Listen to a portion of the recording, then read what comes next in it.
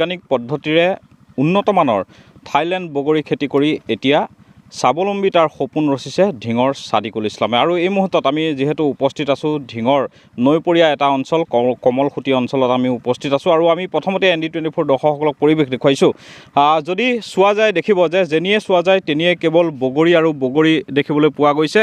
আৰু এই যি উন্নত মানৰ বগৰী খেতি ঢিঙৰ কমলখুটি গাঁৱৰ ছাদিকুল ইছলামে কৰিছে। আৰু বিশেষকৈ আমি যদি কওঁ প্ৰায় বিগত 5 বছৰ ধৰি ছাদিকুল ইছলাম নামৰ যুৱকগৰাকীয়ে তেওঁ নিজৰ যি আচলতে মাটি, এই মাটিত তেওঁ উন্নত মানৰ বগৰী খেতি কৰি তেওঁ স্বাৱলম্বিতাৰ সপোন ৰচিছে। আৰু বিশেষকৈ আমি উল্লেখ কৰিছোঁৱেই যে কেইবাজনো যুৱকক তেওঁ কৰ্মসংস্থাপনৰ বাট মোকলাই দিবলৈ সক্ষম হৈছে এই বগৰী খেতিৰ জৰিয়তে। আমি পোনপটীয়াকৈ তেওঁৰ ওচৰলৈ আহিছোঁ। কি ক'ব, এই যি বগৰী খেতি কৰিছে এতিয়া দেখিছোঁ লমালমে লাগিছে, ডাল ভৰি লাগিছে বগৰী, আৰু কিমান দিনৰ ভিতৰত এয়া বগৰী ছিঙিব হ'ব? আৰু কি ক'ব এই যি আপোনাৰ বগৰী খেতি কৰিছে আপুনি?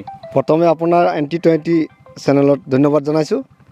আমাৰ এইটো আপোনাৰ ধৰক এই বগৰী খেতি কৰা 5 বছৰ লগা আছে। আমাৰ এইটো বগৰী কৰা খেতি কৰা আপোনাৰ প্ৰথমে আমাৰ সেউজীয়া এটা বগৰী আছিলে থাইলেণ্ডৰ, সেইটো কোনোবাই খায় কোনোবাই নাখায়।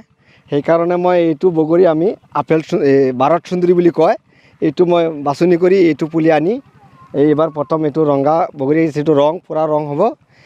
এইটো বগৰী আপোনাৰ সবাই ভাল পাব, সবাই দেখিতেও ভাল, খোৱাটোও ভাল। এইটো দেখিছোঁ ডাল ভৰি লাগিছে, এইটোতো আপোনালোকে নিজেই দেখিছে কেনেকুৱা লাগিছে, কিমানে এইটো চাইছে আঙুৰৰ নিচিনা, এই লৰটোৱে যে তেনেকুৱাই প্ৰত্যেকত তেনেকুৱাই আহিছে। এইটো আপোনাৰ প্ৰত্যেক এটাতেই নাই, গোটেইকেইটাতেই তেনেকুৱা লাগিছে। তো মই এইটো বগৰী এইবাৰলৈকে উৎপাদনটো এইটো আমাৰ প্ৰথম ভাৰত সুন্দৰী বগৰীটো আমাৰ যোৱা বছৰ অলপ আহিছিলে, এইবাৰজন এইটো প্ৰথম বেছিকৈ আহিছে, 2-1জনেও দিছোঁ লগাইছে, তেতিয়া ভালেই লাগিছে। মই যিটো বগৰী আপুনি পুলি ক'ৰ পৰা আনিছে? মই ৱেষ্ট বেংগলৰ পৰা আনিছোঁ। আপোনাৰ মনলৈ কেনেকৈ ভাৱ আহিল বগৰী খেতি কৰা? বগৰী খেতি কৰা ভাৱ মানে আমাৰ এইটো আমাৰ ইউটিউবৰ জৰিয়তে আমি ইউটিউব চেনেলত 2012-15 চনৰ পৰাই আমি তেতিয়া দেখিছিলোঁ, বেলেগৰ বাহিৰত ট্ৰাষ্টত কৰে বুলি, যে তেতিয়া দেখিছিলোঁ এইটো বগৰী তাত কৰে। তাৰ পৰাই মোৰ মনত এটা ভাৱ আছিলে যে কিবা এটা ময়ো যদি কৰিব পাৰিম, তেতিয়া মই ভাবিছোঁ তেতিয়া কৰিম বুলি মোৰ আশাৰ বতৰা এতিয়া 5 বছৰত মোৰ পূৰ্ণ হৈছে। এতিয়ালৈকে এটা বেলেগ জাতি আনিছোঁ, সেইটো আপোনাৰ মেজৰিটি হোৱা নাই। এতিয়া সেইটোৰ নাম হৈছে আপোনাৰ ধৰক এইটো কি কয় আপোনাৰ, সেইটো নামটো পাহৰি গৈছোঁ। এইটো নামটো আপোনাৰ বগৰী প্ৰজাতিৰ আৰু এটা জাতি আছে বেলেগ জাতি, সেইটো নামটো এতিয়া নকওঁ, এইটো মেজৰিটি হ'লে তাৰপিছত আপোনালোকে ক'ম।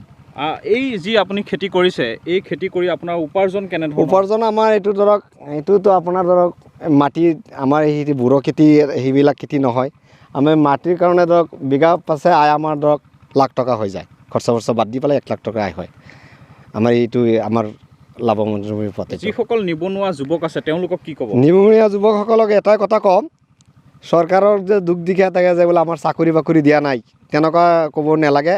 চিধা ৰাস্তাত ওলাই আহিলে হ'ল।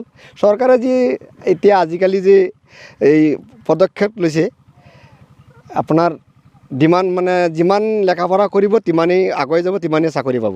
আৰু কিছুমান মানুহ আছে যে আগুৱাই যোৱাও নাই, সেইটো ৰাস্তাত উঠাও নাই, সিফালে বেকাৰ বহি থাকিলে লাভ নাই, চিধা বিচাৰি এইটো ৰাস্তাত আহি যাওক, বালি হ'ব। মোৰ নিচিনা কৰিলে ময়ো কিবা সুবিধা দিম বুলি আশাবাদ হৈছোঁ। পুলিৰ আগতেতো এইটো 30 টকা 70 টকা 80 টকা দাম আছিলে, এতিয়া ধৰক 30 টকা এইটো ৰেট হৈছে পুলিটো। এইটো কম দামত পাই যাব। 1 বিঘা মাটিত 10,000 টকা খৰচ হ'ব মাত্ৰ। প্ৰথম যেতিয়া কৰিছিলোঁ এইটো আমাৰ 50,000 টকা বিঘা খৰচ আছিলে। এতিয়া আপোনাৰ খৰচা কিমান হয়? 10,000 টকা মাত্ৰ। আৰু লাগিলে আৰু লাগিলে 2,000 টকা আমি খৰচ কমাই দিম, 5 টকা পাৰ পিছে কমাই দিম।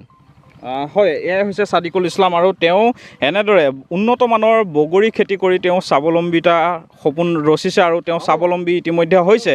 আৰু আমি উল্লেখ কৰিছোঁৱেই যে ঢিঙৰ যি নৈপৰীয়া অঞ্চল কমলখুটি অঞ্চল, এই কমলখুটি অঞ্চলত এতিয়া লমালমে উন্নত মানৰ যি বগৰী, এই বগৰী বৰ্তমান লমালমে ডাল ভৰি লাগিছে। আৰু এই দৃশ্যসমূহ আমি ND24ৰ কেমেৰাৰ জৰিয়তে দৰ্শকসকলক দেখুৱাইছোঁ। আৰু এনেদৰে দেখিবলৈ পোৱা গৈছে বৈজ্ঞানিক পদ্ধতিৰে উন্নত মানৰ খেতি কৰি, উন্নত মানৰ বগৰী খেতি কৰি এতিয়া এনেদৰে স্বাৱলম্বী হৈছে। আৰু দেখিবলৈ পোৱা গৈছে ঢিঙৰ নৈপৰীয়া অঞ্চলত এনেদৰেই এতিয়া উন্নত প্ৰজাতিৰ যি বৈজ্ঞানিক পদ্ধতিৰে বগৰী খেতি কৰি ছাদিকুল ইছলামে এতিয়া নিজৰ ভৰিৰ ওপৰত থিয় হ'বলৈ সক্ষম হৈছে আৰু তেওঁ আহ্বান জনাইছে যে চৰকাৰৰ যি অভিলাষী আঁচনি বা চৰকাৰৰ যি আচলতে চাকৰি সেই চাকৰিৰ পিছত নদৌৰি এনেদৰে নিবনুৱা যিসকল যুৱক আছে তেওঁলোকে নিজৰ ভৰিৰ ওপৰত থিয় হ'বলৈ এনেদৰে খেতিৰ জৰিয়তেও তেওঁলোকে স্বাৱলম্বী হ'ব পাৰে আৰু এনেদৰে দেখিবলৈ পোৱা গৈছে কৃষি বিপ্লৱ কঢ়িয়াই আনিছে বুলি এই মুহূৰ্তত ক'ব পাৰি ঢিঙৰ ছাদিকুল ইছলামে।